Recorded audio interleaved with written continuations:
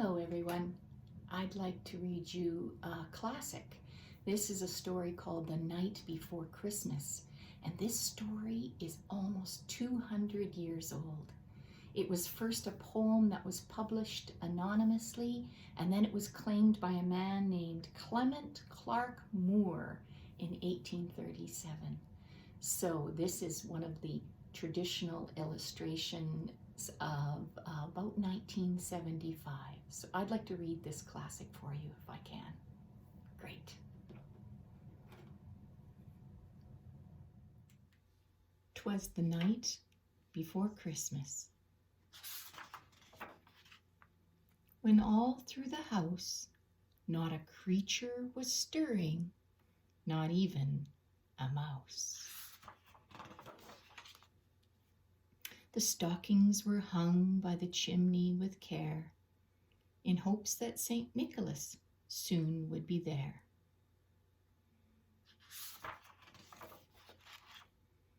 The children were nestled all snug in their beds, while visions of sugar plums danced in their heads.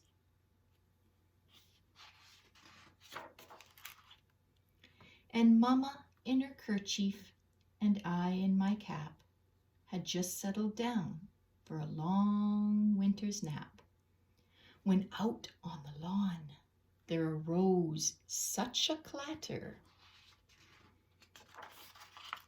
I sprang from my bed to see what was the matter. Away to the window I flew like a flash, tore open the shutters and threw up the sash.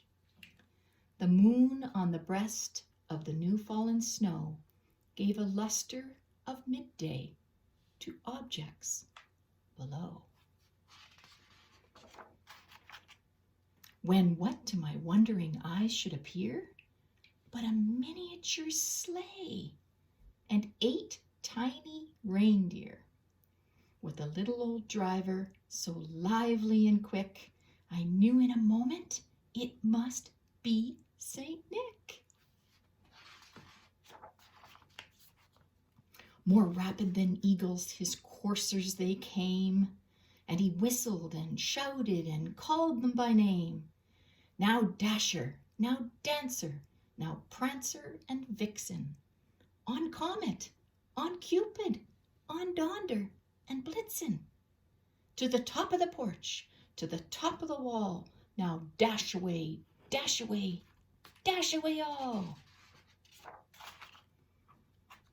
As dry leaves that before the wild hurricane fly, when they meet with an obstacle mount to the sky, so up to the housetop the coursers they flew, with a sleigh full of toys and St. Nicholas too.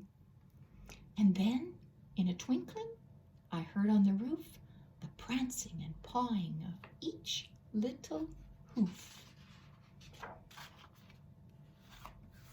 As I drew in my head and was turning around, down the chimney St. Nicholas came with a bound. He was dressed all in fur from his head to his foot, and his clothes were all tarnished with ashes and soot.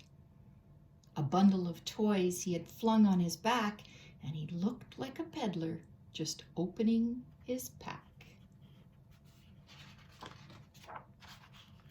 His eyes, how they twinkled, his dimples, how merry, his cheeks were like roses, his nose like a cherry.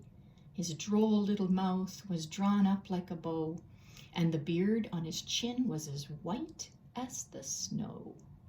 The stump of a pipe he held tight in his teeth, and the smoke, it encircled his head like a wreath.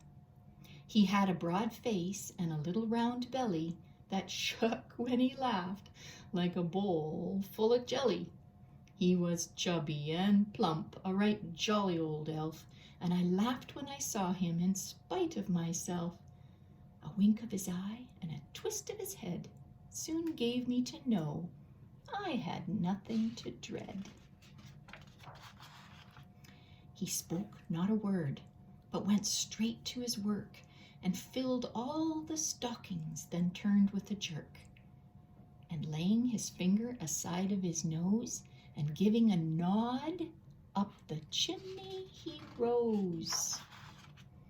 He sprang to his sleigh, to his team gave a whistle, and away they all flew like the down of a thistle. But I heard him exclaim as he drove out of sight, "Happy Christmas to all, and to all a good night."